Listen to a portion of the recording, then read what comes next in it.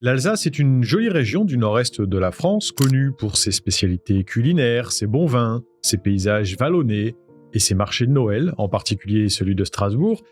Mais au début des années 2000, la région a fait la une des médias pour une toute autre raison. L'actualité en France maintenant, elle est toujours dominée par une série d'affaires ou de procès relatifs à des crimes d'enfants ou des crimes sexuels. D'abord, cette avancée dans l'enquête sur la disparition en Alsace de Julie, cette adolescente de 14 ans. Je vous le disais, un homme au profil de dangereux criminel a été interpellé et mis en examen il y a quelques minutes. Il est en ce moment écroué. Apparemment, certains indices sont accablants. À quelques kilomètres de Strasbourg, dans la petite ville de Rhino, un drame s'est déroulé.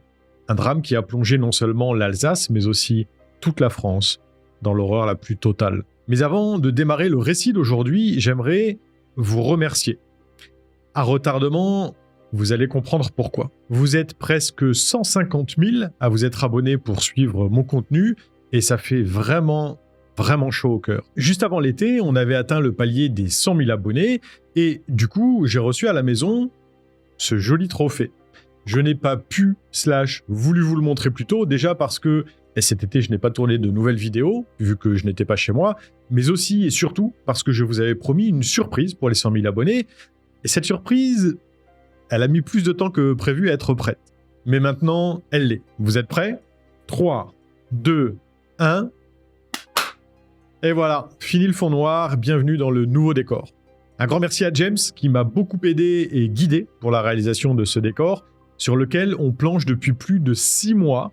Et ça, c'est sans compter le laps de temps qui s'est écoulé entre le moment où j'ai eu l'idée de le faire et le moment où la conception a pu commencer, parce que ça représente un petit budget, mine de rien. Ce n'est a priori que la première étape, ça devrait permettre la mise en place d'autres choses par la suite, le tout dans l'optique de, je l'espère, rendre les vidéos toujours plus abouties et plus agréables à regarder pour vous. D'ailleurs, dorénavant, toutes les vidéos seront normalement disponibles en 4K, en tout cas, celle-là est en 4K. Et la deuxième raison pour laquelle la mise en place du décor a traîné, c'est que je voulais vous faire le reveal sur une vidéo spéciale, et cette vidéo, elle est très spéciale à mes yeux. Je vous expliquerai pourquoi à la fin, pour ceux qui ne se seront pas endormis entre-temps. En tout cas, j'espère que la nouvelle ambiance vous plaît. N'hésitez pas à me faire vos retours dans les commentaires. Et sur ce, trêve de blabla, on passe à l'affaire du jour, celle de Pierre Baudin, plus connu sous le nom de Pierrot le Fou. Générique.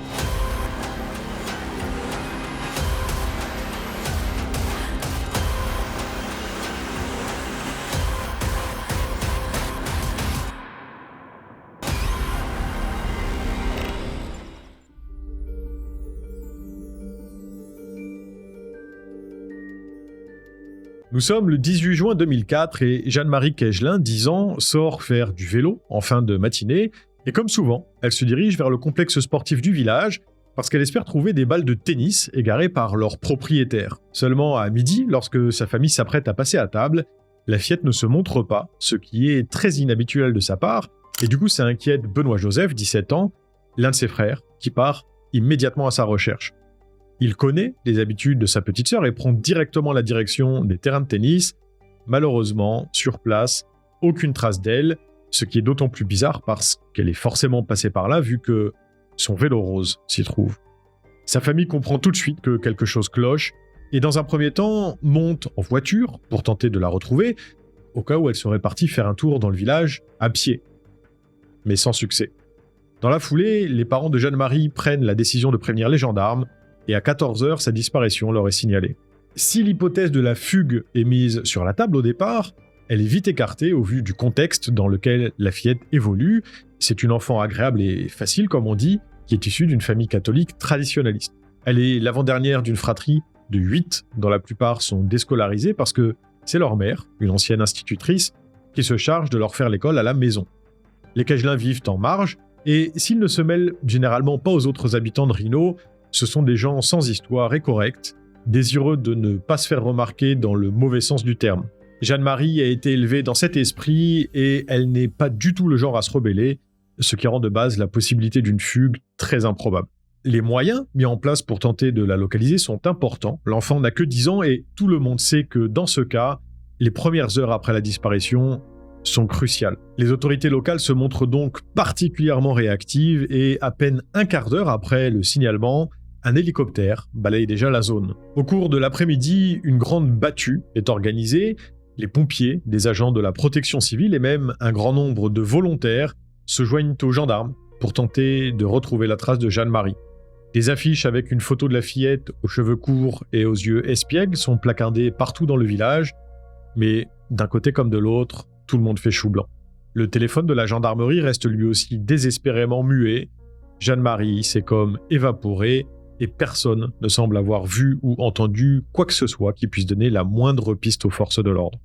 La possibilité d'une fugue ayant été éliminée de l'équation, il ne reste que 2 scénarios possibles. L'accident et ce que tout le monde redoute sans oser en parler au départ, l'enlèvement. Pour écarter définitivement la première hypothèse, dès le lendemain de la disparition de Jeanne-Marie, les recherches s'étendent sur un périmètre beaucoup plus large qui va jusqu'à la frontière allemande. 150 personnes sont à pied d'œuvre du côté français et 100 du côté allemand, sans compter la section de recherche de Strasbourg qui se joint à l'effort collectif. En parallèle, des hommes grenouilles sont chargés de sonder toutes les étendues d'eau. On ne sait jamais, l'enfant ne sait pas nager et aurait pu se noyer accidentellement. C'est pourquoi le Rhin et ses affluents, comme tous les étangs du coin, sont passés au peigne fin, mais là encore, aucun résultat. En fait, presque 2 jours sont passés et les enquêteurs n'ont pas l'ombre d'un indice. La possibilité que la fillette ait fait une mauvaise rencontre commence donc à être sérieusement envisagée. La brigade cynophile est mobilisée pour le confirmer et les conclusions ne sont pas rassurantes parce que la piste que marque le chien s'arrête brusquement au bord de la route, non loin de l'endroit où a été abandonné le vélo de Jeanne-Marie, ce qui semble indiquer qu'elle est montée dans une voiture, de gré ou de force. L'effroi gagne la petite commune de Rhino et ses alentours. Les gens réalisent qu'une enfant du pays, comme ils disent, pourrait bien avoir été enlevée, et dans un endroit où il ne se passe jamais rien, c'est très traumatisant pour les habitants. Alors tout le monde scrute la presse et reste en haleine lorsque le journal télévisé évoque l'affaire. C'est le 21 juin 2004, dans un village voisin nommé Hartolsheim, que l'enquête prend un réel départ. 3 enfants sont accompagnés à la gendarmerie par leurs parents pour témoigner de quelque chose qu'ils ont vu le soir de la disparition de Jeanne-Marie, 3 jours plus tôt. Leurs récits retiennent immédiatement l'attention des enquêteurs parce qu'ils rapportent avoir aperçu un autre enfant allongé dans le coffre d'une voiture, en précisant qu'il était habillé d'un bermuda bleu et d'un t-shirt gris, tout comme l'était la fillette quand elle est sortie de chez elle le 18 juin. Les témoignages des jeunes ne sont pas très clairs, en fait, ils n'ont pas exactement la même version, mais l'essentiel, c'est que maintenant, les gendarmes ont une nouvelle piste, la toute première dans le cadre de l'affaire de la disparition de Jeanne-Marie Kegelin. Mais quand ils apprennent où les enfants disent avoir vu l'autre gamin dans le coffre d'une voiture, la surprise ne semble pas être au rendez-vous.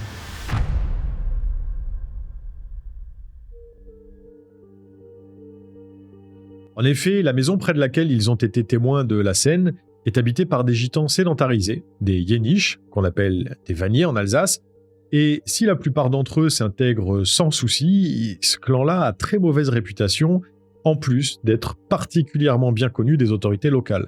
C'est simple, les gendarmes doivent aller chez eux presque toutes les semaines, parce qu'ils incommodent souvent le voisinage, et se rendent régulièrement coupables de délits divers, tapage diurne comme nocturne, vol, bagarre, conduite en état d'ivresse, avec ou sans permis. En bref, ils ne sont pas vraiment appréciés dans les alentours et semblent ne pas faire grand-chose pour essayer de l'être.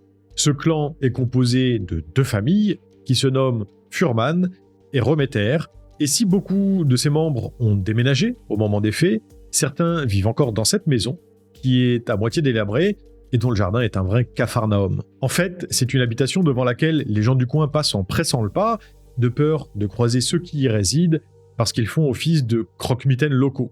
Tout le monde a déjà entendu une ou plusieurs histoires assez glaçantes à leur sujet. Le problème, c'est que, même si les vanniers d'Hartolsheim ont une conduite parfois discutable et un mode de vie marginal, ça ne les rend pas coupables de tous les méfaits du monde pour autant, et justement, les habitants du village ont tendance à en faire facilement des boucs émissaires, même quand ils n'y sont pour rien. D'ailleurs, les Furman-Rometer n'ont jusque-là jamais été appréhendés pour des faits graves et a priori ne sont ni des ravisseurs d'enfants, ni même des meurtriers. En vérité, les seuls éléments à charge contre eux pour l'instant, ce sont les témoignages de 3 enfants, qui semblent même peu sûrs de ce qu'ils ont vu, Il faut donc faire la lumière sur cette histoire au plus vite, au cas où il serait encore possible de retrouver Jeanne-Marie vivante. Quand les forces de l'ordre se rendent chez les Furman-Remeter, 6 membres du clan se trouvent dans la maison, près de laquelle est garée la voiture mentionnée par les enfants. Ils sont alors arrêtés, puis conduits à la gendarmerie de la ville de Sélestat pour y être auditionnés. Rapidement, le plus jeune du groupe, Balthazar Remeter, qui n'est âgé que de 16 ans et demi, se montre très sensible à la pression qui lui est imposée pendant son interrogatoire. Il passe à table, et ce qu'il raconte va mettre un terme aux espoirs des enquêteurs. L'adolescent révèle aux gendarmes que le 18 juin 2004, en fin de matinée, il se trouvait à bord d'un véhicule volé et que c'est son frère, Georges Remeter, 34 ans, qui était au volant. Alors, selon certaines sources, il aurait avoué qu'ils étaient en fait 3 dans la voiture et que Jacques Furman, 28 ans, s'y trouvait aussi. Mais vu que la majeure partie des sources indiquent qu'il n'y avait que Balthazar et Georges, c'est cette version-là que je vous donne. Bref, sans parler du fait que la voiture ne lui appartenait pas, Georges, le conducteur, faisait l'objet d'une suspension de permis de conduire pour conduite en état d'ivresse, et il était d'ailleurs en état d'ébriété à ce moment-là, tout comme son jeune passager. Pendant qu'ils traversaient Rhino, avant midi, ils auraient accidentellement percuté Jeanne-Marie, qui faisait du vélo sur le bord de la route, un choc auquel la fillette de 10 ans aurait survécu, mais qui l'aurait laissée grièvement blessée. Georges aurait alors décidé de la charger dans le coffre de la voiture, de l'emmener à sa maison d'enfance, à Hartolsheim, où sa famille vit toujours. Seulement, les personnes qui étaient présentes à ce moment-là auraient assisté à son arrivée avec l'enfant, qui se trouvait donc dans un état gravissime, sans pour autant juger bon de prévenir les secours. En fait, Balthazar vient d'avouer à demi-mot que Jeanne-Marie n'est probablement déjà plus de ce monde. Et c'est là que ça se complique encore, parce qu'il refuse d'en dire plus, tout comme les autres membres du clan qui ont été arrêtés. Les gendarmes ne parviennent pas à savoir à quel moment et dans quelles circonstances la fillette a trouvé la mort, ni même où se trouve son corps. A priori, Georges est celui qui s'en serait débarrassé le soir même du jour de l'accident. Il aurait immergé la dépouille dans un plan d'eau et, de peur qu'elle ne refasse surface, l'aurait ensuite déplacée pour l'enterrer dans un sous-bois, avant de la bouger une ultime fois. C'est évidemment ce 3e lieu que les enquêteurs veulent localiser, mais pour l'instant, ils sont bloqués par le manque d'éléments dont ils disposent, et la fouille de la maison des Vanier n'apporte malheureusement pas plus de réponses. Les interrogatoires se poursuivent, et les membres du clan Furman-Remeter ne font que rendre le tout encore un petit peu plus flou. Georges nie tout en bloc, et finalement, tout repose sur le témoignage parfois franchement contradictoire de Balthazar, un adolescent qui semble posséder des capacités intellectuelles un petit peu en dessous de la moyenne. Toutes les voitures des Vanier sont examinées par la police scientifique, mais aucune ne présente des traces similaires à celles qu'aurait dû laisser un accident impliquant un choc avec un vélo. Georges et Balthazar Remeter sont néanmoins mis en examen pour enlèvement de mineurs de moins de 15 ans suivis de mort, et les 4 autres personnes arrêtées avec eux, à savoir la mère des 2 frères, son compagnon, la femme de Georges ainsi que son beau-frère, sont également écroués pour non-assistance à personne en danger et non-dénonciation de crime. Donc si on résume, à ce moment-là, les gendarmes ont mis 6 personnes derrière les barreaux et ont eu la confirmation que Jeanne-Marie est morte après qu'elle ait été tuée par accident. Mais pourtant, personne ne veut leur dire où se trouve son corps. Et croyez-moi, ils ne sont pas au bout de leur surprise dans cette affaire. Comme je le disais, les Furman-Remeter sont un clan composé de 2 familles, 2 grandes familles. La mère de Georges et Balthazar, qui a été écrouée avec eux, a par exemple eu 11 enfants à elle seule, dont la plupart ont eux-mêmes fondé des foyers de leur côté. Bref, étant donné que beaucoup sont très proches et qu'en plus ils vivent non loin de la maison familiale à Hartolsheim, ça fait pas mal de gens qui sont susceptibles d'avoir connaissance de ce qu'il s'est passé, même s'ils n'y ont pas pris part directement. Du coup, rapidement, les interpellations passent de 6 à une vingtaine et les gendarmes obtiennent autant de versions qu'il n'y a de personnes interrogées. Certains disent n'y être pour rien et ne rien savoir du tout, quand d'autres font des aveux qui les concernent eux ou une personne qu'ils connaissent, mais dans tous les cas, les faits rapportés ne concordent que très rarement les uns avec les autres. Les récits se mélangent, voire même se contredisent. L'un raconte que Jeanne-Marie a été frappée, le second qu'elle a été violée, le troisième dit qu'elle était déjà morte quand on l'a amenée, quand un quatrième révèle que non, elle était en réalité encore vivante. Et je ne vous parle même pas des informations données concernant l'emplacement potentiel du corps, qui elles aussi sont toutes aussi nombreuses qu'il y a de personnes interrogées. D'ailleurs, tout ça fait perdre un temps précieux aux gendarmes parce que, forcément, à chaque fois que l'un des Vanier leur donne une piste, Ils se rendent sur place pour ratisser le terrain, histoire de vérifier l'information. Mais jusque-là, ça n'a mené à rien. Dans le but d'aider les personnes interrogées à se souvenir plus précisément de ce qu'elles ont pu voir ou entendre, les autorités multiplient même les mises en situation réelle via des sorties en voiture qui s'étalent sur plusieurs jours, toujours sans succès. Certains disent qu'il s'est passé ci ou ça, à tel ou tel endroit, mais à aucun moment ça ne mène à la moindre piste exploitable. En fait, la question que les autorités commencent à se poser, c'est s'il y a ne serait-ce qu'une once de vérité dans tout ça, mais si ça n'est pas le cas, pourquoi est-ce que certains auraient avoué un crime qu'ils n'ont pas commis ? Pendant que les gendarmes essayent de démêler ce sac de nœuds, les recherches qui se poursuivent sur le terrain vont de leur côté finalement mener à une découverte majeure, mais ce ne sera pas celle qu'ils espèrent.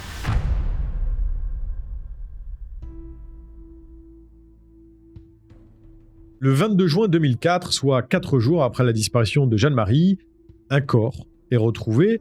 Seulement, il ne s'agit pas du sien, mais de celui d'une femme adulte qui a été sauvagement mutilée. Le corps en question est découvert à moitié nu et partiellement immergé dans un ruisseau d'Indisheim par un pêcheur. Il s'agit de celui d'Edwige Vallée, une femme de 38 ans et mère d'une petite fille de 4 ans, qui avait été vue pour la dernière fois la veille à Obernai, à l'occasion de la fête de la musique.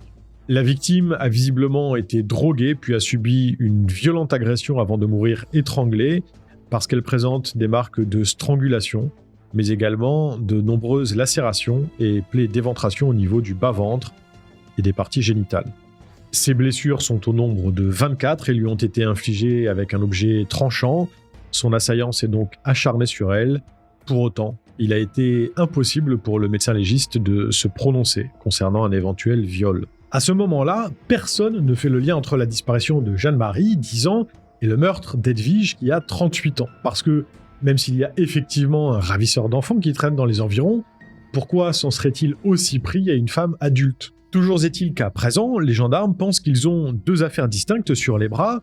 Ils travaillent toujours dans le but de comprendre ce qui est arrivé à Jeanne-Marie, tout en essayant d'élucider ce nouveau meurtre. Et ce n'est pas fini parce que 3 jours seulement après la découverte du corps d'Edwige Vallée, le 25 juin 2004 au soir, Françoise Scharch, une mère en panique, entre en contact avec eux. Elle leur explique que sa fille, Julie Scharch, 14 ans, n'est pas rentrée alors qu'elle devait être à la maison à 18h30, dernier délai. L'adolescente est sortie faire du vélo avec Maude, l'une de ses amies, en début d'après-midi, et s'est apparemment évaporée alors qu'elle roulait sur la départementale 204. Elle était partie de Reuss pour rentrer à Schirmeck, où elle réside, un trajet qui aurait dû lui prendre seulement une quinzaine de minutes. Dans un premier temps, sa mère décide d'attendre un petit peu, au cas où elle serait simplement en retard, puis au bout d'une demi-heure, l'inquiétude commence à monter sérieusement. Du coup, vers 19h, elle contacte Maude, la copine avec qui Julie était censée se trouver un petit peu plus tôt, histoire d'en savoir plus, mais cette dernière lui révèle l'avoir quittée vers 17h. Ni une ni deux, Françoise s'empresse de monter dans sa voiture pour faire en sens inverse le chemin que sa fille aurait dû parcourir, parce que la première chose à laquelle elle pense, c'est qu'elle aurait pu avoir un accident et faire une mauvaise chute dans un fossé. Malheureusement, ça n'est apparemment pas le cas, parce que bien qu'elle ait parcouru la route en long, en large et en travers, elle ne retrouve aucune trace de Julie. En rentrant, Françoise se fait aider de ses voisins, malgré la nuit qui tombe, pour passer le quartier au crible, mais rien ne leur permet de comprendre ce qui a bien pu empêcher l'adolescente de rentrer chez elle.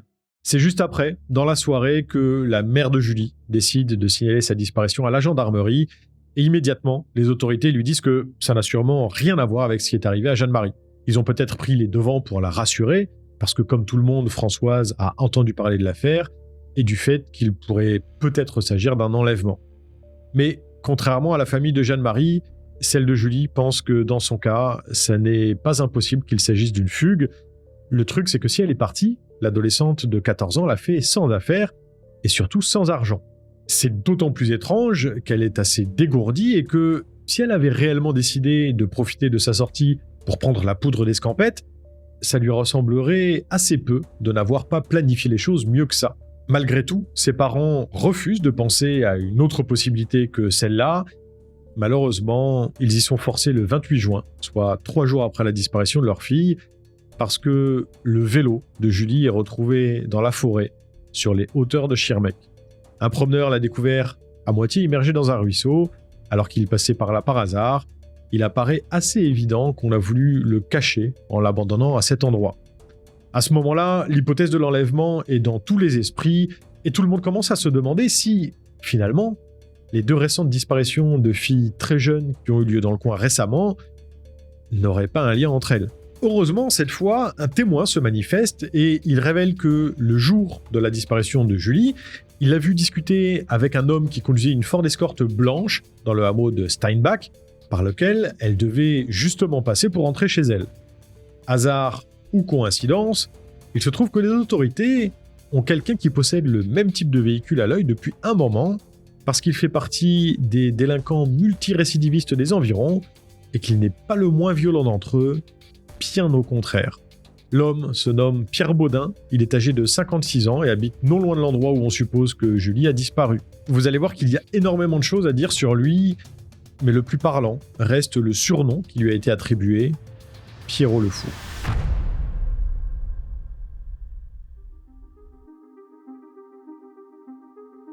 Pierre Baudin voit le jour le 30 décembre 1947 à Obernai. Il est issu d'une communauté yéniche, c'est un vannier, tout comme les autres suspects de notre affaire, et tout comme eux, il a aussi une grande famille, parce que c'est le 11e enfant d'une fratrie qui en compte 16. Sa mère est une femme au foyer assez douce, et son père, un homme sévère, est aujourd'hui maçon, après avoir été un temps dans la marine nationale. À côté de ça, il semblerait que M. Baudin, père, ait la fâcheuse habitude de voler. Les enfants de la famille, quant à eux, vont à l'école, mais ils sont généralement déscolarisés assez tôt. C'est d'ailleurs le cas de Pierre, qui sort du circuit scolaire à 14 ans. Il n'a pas de diplôme, mais il sait lire et écrire, ce qui, chez les Yéniches, n'est pas monnaie courante du tout à l'époque. À vrai dire, ça le place même plutôt dans le haut du panier. De ses 14 à ses 19 ans, il travaille sur des chantiers comme manœuvre et remet l'essentiel de ses salaires à son père pour aider financièrement sa famille, avant de décider que faire main basse sur les possessions des autres, ça paye un petit peu mieux. Et c'est ainsi qu'en 1969, à seulement 22 ans, Pierre est condamné pour la première fois pour un vol et découvre la prison, à laquelle il va visiblement prendre goût parce qu'ensuite, il y retourne régulièrement pour des délits divers comme d'autres vols, avec ou sans violence, ainsi que des vols à main armée. En 1973, Pierre agresse sexuellement une jeune femme de 20 ans, après qu'ils aient dansé ensemble dans un bal. Pour arriver à ses fins, il lui dit que si elle crie, il la tuera et la jettera dans une rivière. Malheureusement, à l'époque, ce type de délit n'est pas reconnu, ni puni comme il l'est aujourd'hui. Résultat, le délinquant n'est jugé et condamné que pour coups et blessures, pas pour agression sexuelle. Et retenez bien ce point parce que ça va avoir son importance. Toujours en 1973, Pierre fait la rencontre d'une dénommée Chantal, avec qui il se met en couple. Ils se marient, mais leur union ne dure au final que quelques mois avant que sa femme ne demande le divorce. Son ex-épouse affirme qu'il était très possessif et menaçant et que même les relations sexuelles qu'ils avaient étaient basées sur la violence, au point qu'elle serait tombée enceinte à la suite d'un viol conjugal. L'enfant, issu de cette relation sexuelle non consentie, vient au monde en 1974 et juste après sa naissance, c'est la sœur de Chantal, qui n'a que 16 ans, qui accuse Pierre de l'avoir violée elle aussi. Ils s'étaient tous les deux rendus à la maternité pour voir le bébé, et sur le chemin du retour, il aurait apparemment agressé l'adolescente. En 1976, la donne change pour le multirécidiviste, qui est un grand habitué des prisons, parce qu'il fait son premier séjour en hôpital psychiatrique, après que son état ait été jugé incompatible avec la détention, et on peut dire qu'il y a de quoi, parce qu'il présente des comportements qui indiquent qu'il a de sérieux troubles psychologiques. Dans la cour de la prison, pendant la promenade, il rasait les murs en frottant sa main contre, jusqu'à la mettre complètement en sang. Il tenait également des propos totalement incohérents et parlait tout seul, même lorsqu'il était entouré. Une fois interné, c'est pire parce qu'il devient totalement mutique, c'est-à-dire qu'il ne parle plus du tout. En fait, il passe son temps à bercer une corbeille en plastique et cerise sur le gâteau, il mange ses excréments. Pierre développe des troubles de la motricité, il devient nécessaire de le déplacer en fauteuil roulant. C'est simple, il n'est plus capable de contrôler les fonctions naturelles de son propre corps. Il est dans un état presque végétatif et obtient même de la Cotorep une carte d'invalidité à 80%, qui est délivrée seulement dans les cas les plus sérieux. Ceci dit, quand il est remis en liberté, son état s'améliore miraculeusement. En 1980, Pierre est libéré et il retombe vite dans ses anciens travers, dans tous les sens du terme. Il fait la rencontre d'une femme nommée Brigitte, avec qui il vit pendant 2 ans et a 2 autres enfants. Une seconde compagne qui garde un aussi mauvais souvenir du personnage que sa première femme, et on peut la comprendre parce qu'elle raconte par exemple qu'il l'a poussée régulièrement à simuler des scènes de viol pendant leurs ébats amoureux. En 1987, Pierre épouse Marlise, qui est une cousine éloignée, et ensemble, ils ont une fille, mais sans surprise, le père de 4 enfants finit par être à nouveau emprisonné en 1989. On le place en détention provisoire dans l'attente de son procès, parce qu'il a commis 16 braquages en moins d'1 an. Une énième expertise psychiatrique le juge cette fois encore inapte à être incarcéré dans un établissement pénitentiaire classique. Une fois arrivé à l'hôpital, l'homme régresse de façon sévère, comme la fois précédente. Le docteur Henri Brunner, qui l'a examiné, révèle qu'au moment où il l'a vu, tous les médecins semblaient unanimes pour dire que Pierre était fou, lui y compris, et que le tableau clinique était spectaculaire. Beaucoup ont dit et disent encore qu'il est impossible de feindre des troubles psychologiques si importants pendant une période aussi longue, parce que rappelez-vous, on parle quand même en années là. Mais vous allez voir que le patient, qui est censé ne même plus pouvoir marcher, va leur prouver qu'ils se sont tous trompés. Alors interné à l'hôpital psychiatrique d'Erstein, Pierre profite, le 11 décembre 1992, d'un léger relâchement dans la surveillance du réfectoire. Il retrouve subitement l'usage de ses jambes et passe par une fenêtre qui avait été laissée ouverte. Après s'être enfui, Pierre attaque un automobiliste avec un pistolet à grenaille et lui tire 2 décharges dans la tête pour s'emparer de son véhicule. Heureusement, l'homme survit à cette attaque. Il est à préciser qu'aujourd'hui encore, on ignore complètement comment le criminel a bien pu se procurer l'arme en question. Puis le lendemain matin, Pierre entre dans une des banques de la petite commune d'Indisheim. Il est cagoulé, porte des gants et a sur lui la même arme que la veille, mais aussi un couteau de cuisine. Il prend une personne en otage et, sous la menace, force les employés à lui remettre 20 000 francs en liquide avant de prendre la fuite dans la voiture volée, dont il a pris le soin de masquer les plaques. Ça fait quand même beaucoup d'organisation pour quelqu'un qui est supposé être à côté de ses pompes. Bref, Pierre prend ensuite la direction du sud pour se rendre à Ensisheim, où il arrive en fin de matinée, et se rend dans une armurerie qu'il braque pour se procurer un fusil de chasse et 5 boîtes de cartouches, dont des chevrotines. Il repart, mais dans la nuit qui suit, il croise la police nationale, qui repère la voiture volée dans laquelle il se trouve et le prend en chasse, mais les fugitifs, en plus de refuser de s'arrêter, commencent à ouvrir le feu sur ses poursuivants. Tout en roulant, le criminel baisse la vitre et tire sur les forces de l'ordre. Les policiers répliquent et parviennent à crever ses pneus. Pierre sort alors de son véhicule, se réfugie derrière la glissière de sécurité et touche l'un des agents à la tête avec un tir de chevrotine. L'homme est grièvement blessé, mais il s'en sort et ici on peut dire qu'il a vraiment eu de la chance parce que l'un des plombs qu'il a reçus est encore logé dans son crâne à ce jour. Ce dernier échange de coups de feu lui permet d'échapper aux policiers et en fin d'après-midi, le 13 décembre, l'homme se rend à Houssen où il enlève une femme avant de la violer à plusieurs reprises, mais sa victime le supplie de la laisser vivre et par on ne sait quel miracle, il décide de la relâcher. Pierre bouge ensuite à nouveau et remonte vers Obernai, mais les gendarmes l'y attendent et ont barré la route à plusieurs endroits.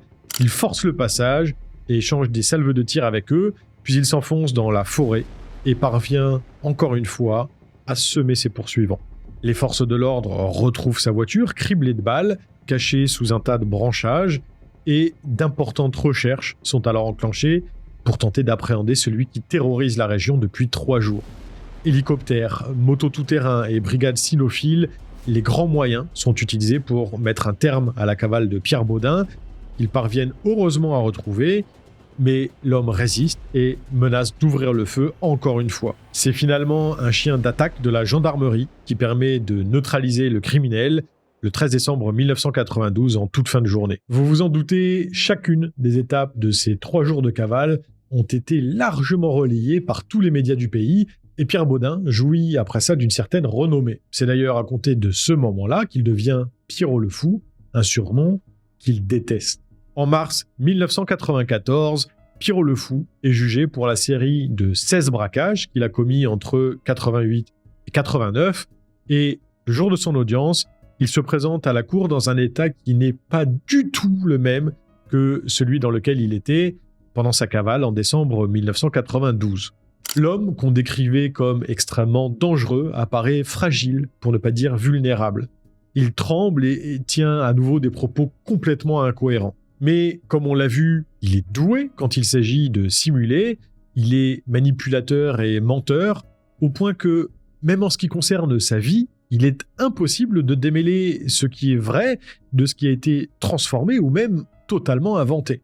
Pour ne citer que 2 exemples assez parlants, sa famille pense qu'en 1965, Pierre Baudin a eu un grave accident de vélomoteur qui lui a valu plusieurs jours de coma, alors qu'en vérité, son dossier médical ne fait état que d'un traumatisme crânien et d'une plaie suturée à la main gauche. De même, il dit à qui veut bien l'entendre que son père est un héros de la Seconde Guerre mondiale, alors qu'il a quitté la marine en 1937. Ceci dit, aucun mensonge ne pourra le sauver cette fois, au vu de la gravité des faits qui lui sont reprochés, et surtout parce que c'est un multirécidiviste qui a déjà trompé son monde plusieurs fois. Il écope d'une peine de prison de 19 ans. Mais ce n'est pas tout, parce qu'à ça viennent s'ajouter 15 ans d'emprisonnement supplémentaires, une sentence prononcée au cours d'un autre procès qui a eu lieu la même année, à cause d'un énième braquage, durant lequel Pierre avait fait 2 blessés graves, dont un policier. 2 ans plus tard, en 1996, il repasse au tribunal pour être jugé pour les méfaits commis pendant sa cavale de 3 jours et, cette fois, l'homme montre une autre facette de lui-même qui semble un petit peu plus authentique. Fini les tremblements, sa démarche est assurée, tout comme son attitude d'ailleurs, parce qu'on a l'impression qu'il a carrément confiance en lui.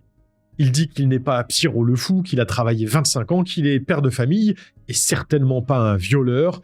Il s'excuse et tente même de justifier ses actes.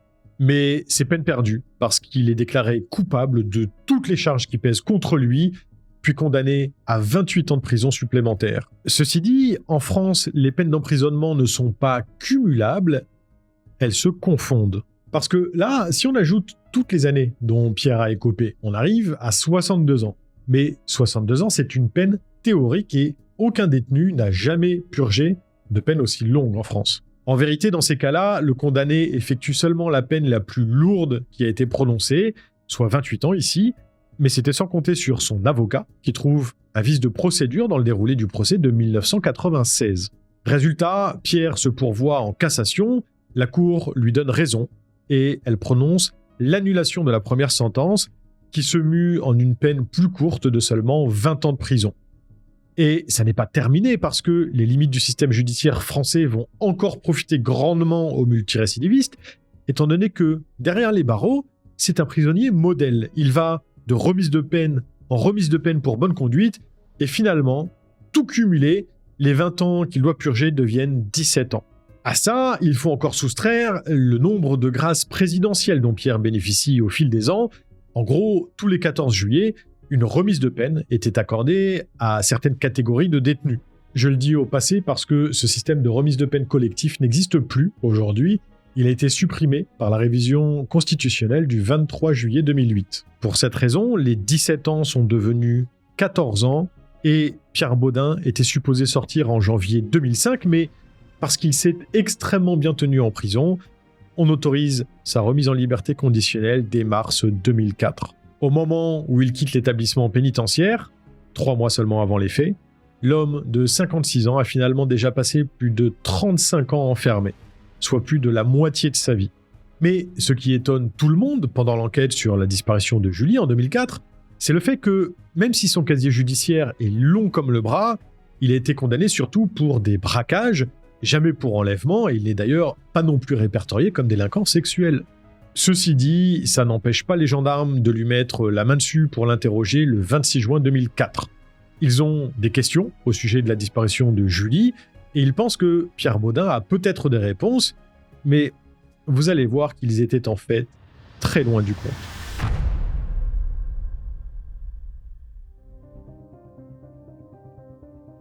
Le problème, c'est que même si un témoin affirme que le propriétaire d'une Ford Escort blanche a eu un contact avec Julie le jour de sa disparition, aucune preuve matérielle ne vient étayer l'hypothèse selon laquelle il s'agissait de Pierre Baudin. Alors, même si les gendarmes l'interrogent, ils doivent le relâcher juste après. Le truc, c'est qu'ils ne le sentent pas, comme on dit, et qu'ils n'ont de toute façon aucune autre piste. Alors, ils vont persister dans cette direction, jusqu'à faire un lien qui, effectivement, va être compliqué à justifier pour l'intéressé. Il se trouve qu'à l'endroit où a été retrouvé le vélo de Julie, il y avait aussi des morceaux de clignotants de voiture et, bizarrement, la Ford Escort de Pierre Baudin semble avoir bien besoin qu'on répare l'un de ces clignotants, justement. Alors oui, il pourra peut-être dire qu'il s'est rendu là-bas à un autre moment et que ça n'a rien à voir, mais en revanche, comment expliquer le fait que des traces de son sang aient été retrouvées sur le guidon du vélo de Julie? Pierre Baudin va devoir fournir des explications et, en parallèle, les gendarmes s'apprêtent à trouver la réponse à une question qui était en suspens depuis maintenant une dizaine de jours.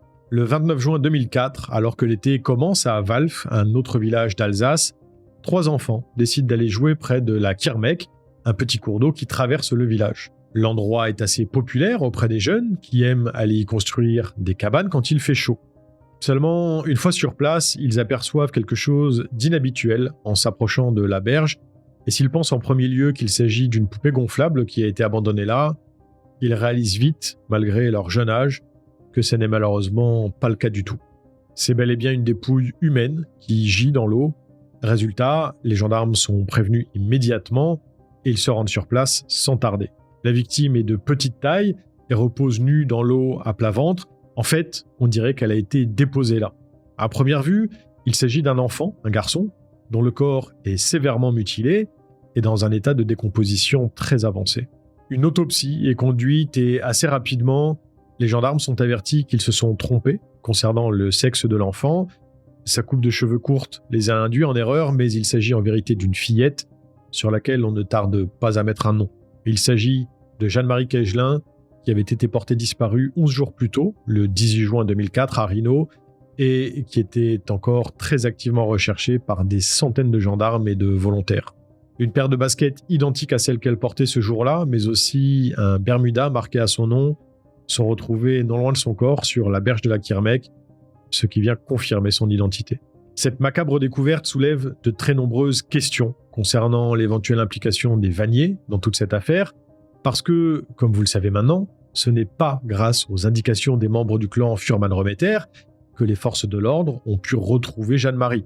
Encore plus perturbant, des gens qui se rendent régulièrement à l'endroit où la dépouille gisait ont témoigné du fait que, quelques jours auparavant, il n'y avait rien là-bas. Ce qui indique donc que, peu importe qui s'est débarrassé du corps à cet endroit, il ne l'a pas fait le soir de la disparition de la fillette, contrairement à ce qu'a pu affirmer Balthazar Remeter. D'ailleurs, il avait également dit que c'était Georges qui s'en était chargé, mais ce dernier était en détention depuis plus d'une semaine, tout comme beaucoup de membres de sa famille maintenant, donc il ne peut pas avoir laissé Jeanne-Marie dans la Kirmek tout récemment. Il est possible de se demander si les enquêteurs ne seraient pas en train de passer à côté de quelque chose de capital ici. Est-ce que, à tout hasard, un membre du clan Fuhrmann-Remeter ne leur aurait pas échappé? En tout cas, quelqu'un a placé le corps à l'endroit où il a été retrouvé la veille ou le jour même de sa découverte. Et une chose est sûre, ceux qui sont déjà derrière les barreaux ne peuvent pas être coupables de ça, et ça fait déjà pas mal de monde à éliminer de l'équation. En bref, une ou plusieurs personnes impliquées semblent être toujours en liberté, et le mystère va s'épaissir encore un peu plus autour de cette affaire parce que les résultats de l'autopsie du corps de Jeanne-Marie vont permettre aux gendarmes de faire un rapprochement qui va donner une toute nouvelle perspective à l'enquête. Comme je vous le disais plus tôt, lors de la découverte du corps d'Edwige Vallée, personne n'a établi un lien avec la disparition de Jeanne-Marie, parce qu'à ce moment-là, les enquêteurs n'avaient simplement pas assez d'éléments pour pouvoir le faire. Mais les résultats de l'autopsie du corps de l'enfant de 10 ans ont parlé, et il s'avère qu'ils présentent les mêmes mutilations barbares que celles qui ont été observées sur celui d'Edwige. En revanche, il semblerait qu'on puisse cette fois être sûr du fait que Jeanne-Marie a également subi un viol, même si certains de ses organes génitaux lui ont été retirés, comme si on avait voulu empêcher le médecin légiste de constater l'ampleur des sévices qui lui ont été infligés. En bref, le mode opératoire est très similaire et les victimes ont été enlevées dans un rayon d'une 30aine de kilomètres. Ça commence à faire pas mal de choses qui semblent indiquer qu'il y a un possible lien entre les deux affaires. De plus, un autre détail troublant vient conforter les gendarmes dans l'idée que celui qui a fait ça est sûrement la même personne. Il s'avère que même si Edwige Vallée avait 38 ans, physiquement elle faisait beaucoup plus jeune que son âge. Du côté de Julie Scharch, depuis la découverte de son vélo, rien n'a bougé, et elle est toujours introuvable, mais vous vous en doutez maintenant, tout le monde craint que sa disparition ne soit liée à celle d'Edwige et de Jeanne-Marie. Du coup, l'étau se resserre autour du nouveau suspect, Pierre Baudin, parce que, lien ou pas, son sang a été retrouvé sur le vélo de Julie, et ça l'implique pour sûr dans l'affaire de sa disparition. L'homme n'est sorti de prison que depuis 3 mois, il est en liberté conditionnelle sous contrôle judiciaire et vit dans une caravane sur le terrain d'un ami ferrailleur à Bourgheim. Un contrôle judiciaire qui, selon cet ami justement, n'était pas ou peu suivi d'ailleurs parce que Pierre Baudin n'a apparemment jamais été contrôlé par qui que ce soit après sa remise en liberté. Bref, c'est donc à Bourgheim que les gendarmes l'interpellent en force le 30 juin, après l'avoir pris en filature pendant quelques jours. Les forces de l'ordre ont littéralement encerclé l'endroit, et elles ont eu raison de le faire parce que le multirécidiviste tente de s'enfuir, mais c'est peine perdue. En garde à vue, il nie farouchement les accusations portées contre lui, il affirme ne rien savoir de Julie, mais les preuves, elles, indiquent qu'il n'est pas si innocent qu'il le prétend. En plus de ça, il a bien des alibis du genre « je suis allé pêcher, je suis allé manger au fast-food » ou encore « je me suis rendu dans un magasin d'électroménager », sauf que personne ne peut le confirmer, pas même ses proches. Les chances de retrouver Julie vivante s'amenuisent et même si ses parents gardent espoir, leur avocat, maître Thierry Moser, qui connaît bien Pierre Baudin, est beaucoup moins optimiste. Il n'est pas le seul d'ailleurs parce que dans la région, tous les auxiliaires de justice et magistrats connaissent Pierre Baudin, au moins de nom s'ils ne l'ont pas encore rencontré. L'homme est connu pour ses nombreux méfaits, mais aussi et surtout parce qu'il est particulièrement dangereux. Malheureusement, l'histoire donne raison à maître Moser très peu de temps après, le 3 juillet 2004, quand un viticulteur signale avoir trouvé un cadavre dans la Chernesse, un petit ruisseau situé sur la commune de Notalten. Il s'agit du corps de Julie Charche, 14 ans, qui présente exactement le même type de plaies que celles qui ont été infligées à Jeanne-Marie Cagelin, 10 ans, et à Edwige Vallée, 38 ans. Les 3 victimes ont été retrouvées immergées dans l'eau, à quelques jours d'intervalle, et si les endroits où on les a découvertes sont effectivement différents, ils sont tous relativement proches les uns des autres, et Bourgheim, le village où loge Pierre Baudin, se situe en plein milieu.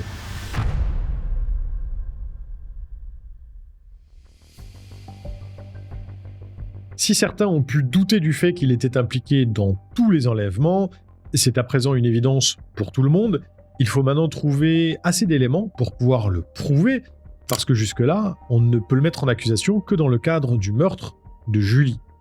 Et ça démarre bien parce qu'un homme qui a souhaité garder l'anonymat se décide à parler et révèle que le lendemain de la disparition de Jeanne-Marie, il a vu la voiture de Pierre Baudin. Le véhicule était en panne et avait une trace noire sur le bas de caisse, en plus d'avoir un clignotant très abîmé. Le genre de dommage qui aurait tout à fait pu être provoqué par une collision avec un vélo, surtout que le 18 juin, en fin de matinée, en attestent ses relevés téléphoniques, Pierre Baudin se trouvait bien à Rhino. Mais alors, si le multirécidiviste est le seul responsable dans tout ça, qu'en est-il des vanniers qui, pour certains, avaient avoué être impliqués ? Eh bien, finalement, il semble qu'être déféré devant la juge d'instruction le 7 juillet ait rendu la mémoire à ceux qui avaient fait des aveux, parce qu'ils se sont rétractés et que maintenant, ils se souviennent qu'un autre homme était présent à Hartolsheim avec eux le jour de la disparition de Jeanne-Marie, un autre homme qu'ils nomment de suite Pierre Baudin.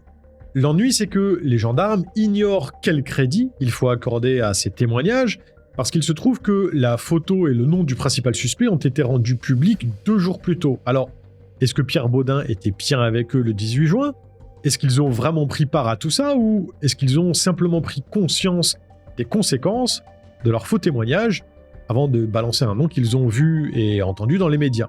Pendant que les enquêteurs tentent de répondre à cette question, la caravane du suspect est fouillée, et si aucun élément de preuve n'y est recueilli, les gendarmes remarquent qu'il a des goûts très particuliers en matière de décoration. Il semble s'être largement inspiré de son ancienne cellule de prison pour décorer son logement temporaire, jusqu'à la reproduire carrément à l'identique, et à l'intérieur, sur l'un des murs, on peut trouver un dessin anatomique de l'appareil génital féminin. La Ford Escort de Pierre Baudin est elle aussi passée au crible par la police scientifique, et des traces de sang de Jeanne-Marie sont retrouvées à l'intérieur.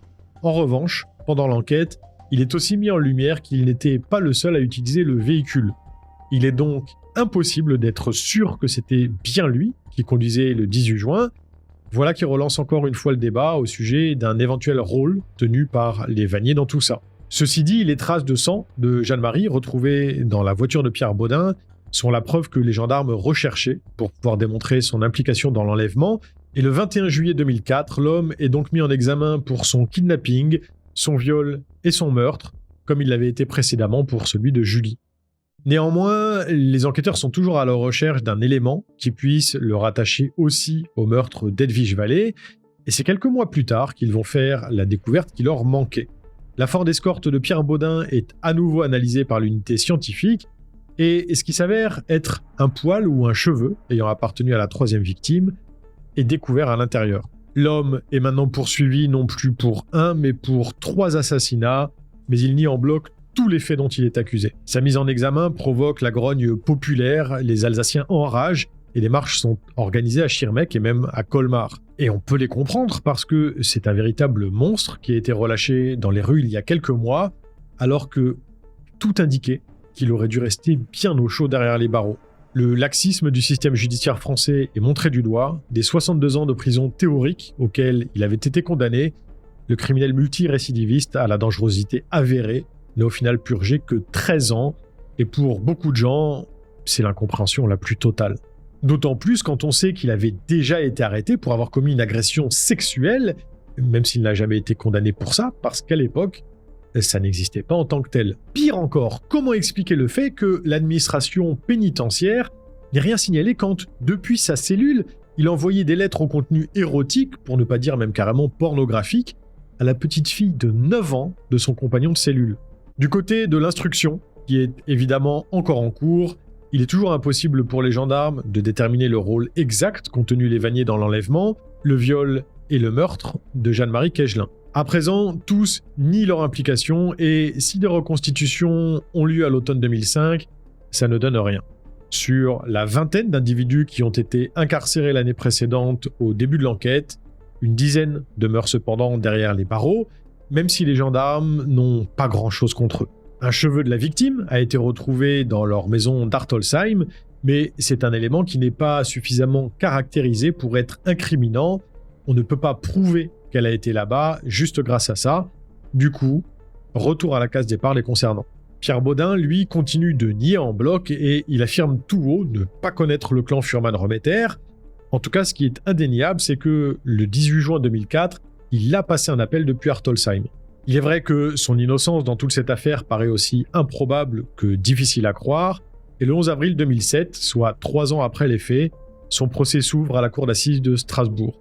Les enjeux sont énormes parce que c'est la réclusion criminelle à perpétuité réelle qui est requise contre Pierre Baudin. L'homme est accusé d'avoir commis 3 meurtres, dont 2 assortis de viol et 2 tentatives d'enlèvement. Les 16 Vanier, qui sont toujours mis en cause dans l'affaire du meurtre de Jeanne-Marie, comparaissent aux côtés de Pierre Baudin, mais faute de preuves, ils sont tous acquittés. Pendant les 2 ans et demi d'instruction et les 3 mois qu'ont duré le procès, il a été impossible de prouver formellement leur implication. L'histoire ne nous dira donc pas ce qu'il s'est vraiment passé le 18 juin 2004. Une chose est sûre, selon le légiste, Jeanne-Marie a agonisé une vingtaine de minutes dans une souffrance indicible avant de trouver la mort. Et certains Vanier ont tenu des propos qui cadraient pas mal avec ce qui a été constaté sur son corps.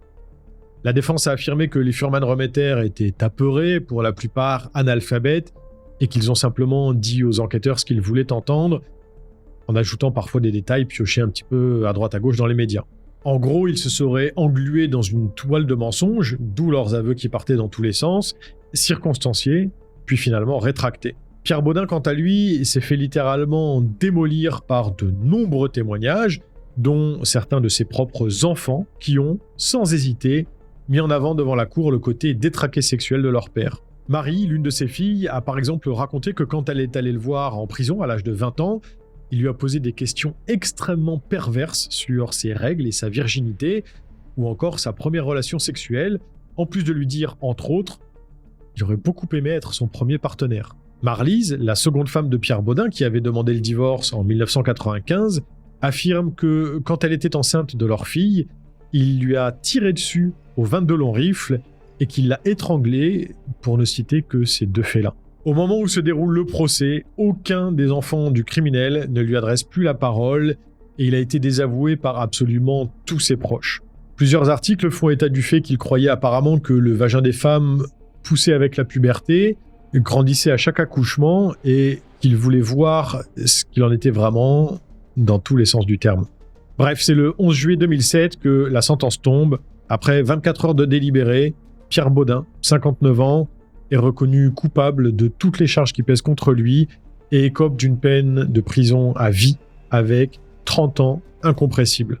À l'époque, c'est la première fois qu'une sentence aussi sévère est prononcée en France et en gros, ça signifie qu'il ne sera admissible à une éventuelle libération conditionnelle qu'après 30 années d'incarcération. Sous réserve aussi qu'il soit encore vivant parce qu'il aura alors atteint l'âge de 89 ans. Pierre Baudin s'est toujours considéré comme innocent et injustement condamné jusqu'à aller crier au complot et je vous passe les détails mais il a usé de tous les recours possibles pour tenter de faire annuler sa condamnation, heureusement sans succès.